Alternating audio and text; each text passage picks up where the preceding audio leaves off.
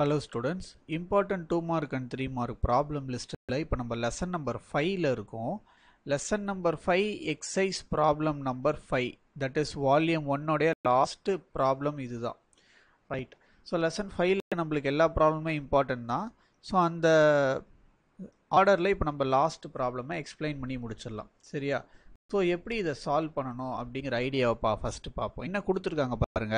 If the relative permeability எவ்வளோ கொடுத்துருக்காங்க 1.0. அப்போ ரிலேட்டிவ் பெர்மியபிலிட்டி எப்படி சொல்லுவோம் நம்ம mu R is equal to எவ்வளோ கொடுத்துருக்காங்க 1.0. அடுத்து வேற என்ன கொடுத்துருக்காங்கன்னா ரிலேட்டிவ் பெர்மிட்டிவிட்டி கொடுத்துருக்காங்க. ரிலேட்டிவ் பெர்மிட்டிவிட்டி வேல்யூ எவ்வளோ கொடுத்துருக்காங்கன்னா 2.25. ஸோ ரிலேட்டிவ் பெர்மிட்டிவிட்டி எப்படி சொல்லுவோம் நம்ம epsilon R is equal to 2.25. So இந்த ரெண்டு டேட்டாவை நம்ம கிட்ட கொடுத்துருக்காங்க. இப்போ நம்ம கிட்ட என்ன கேட்குறாங்கன்னா speed of the electromagnetic wave எவ்வளோன்னு கேட்குறாங்க. சரியா? அப்போ அவர் ultimate aim is to find the velocity speed of the electromagnetic wave. சரி, அப்போ இது எப்படி இதை ரெண்டு கிவன் டேட்டா வச்சு இப்போ நம்ம எப்படி எடுத்துகிட்டு வரலாம் அப்படின்னு பார்ப்போம். நமக்கு ஜென்ரலாக ஒரு ஃபார்முலா தெரியும். Mu is equal to root of mu R epsilon R. இது நம்மளுக்கு தெரிஞ்ச ஃபார்முலா. கரெக்டா? அதேமாரி நம்மளுக்கு இன்னொரு ஃபார்முலாவும் தெரியும். அது என்ன ஃபார்முலான்னு பார்த்தீங்கன்னா C by V is equal to. இது ரெண்டுமே நம்மளுக்கு என்னது தெரிஞ்ச formula.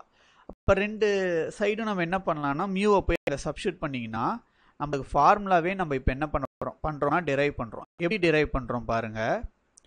C divided by V is equal to mu root of mu R epsilon R. கரெக்டா?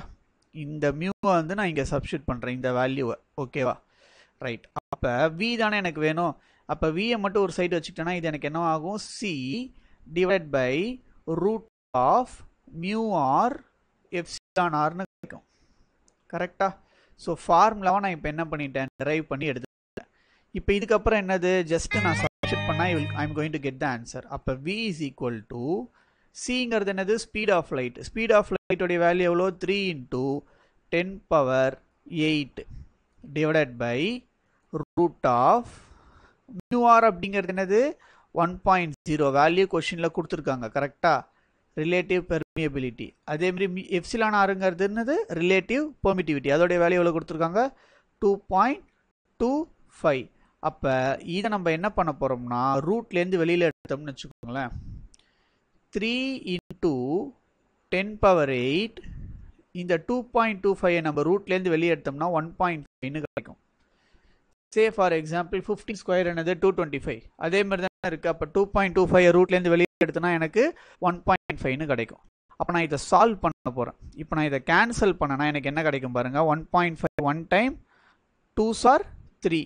அப்போ என்னுடைய வெலாசிட்டி எவ்வளோ கிடைக்கும் 2 × 10⁸. வெலாசிட்டியோட யூனிட் என்னது ஸ்பீடோட யூனிட் என்னது மீட்டர் செகண்ட் இன்வர்ஸ். புரிஞ்சுச்சா?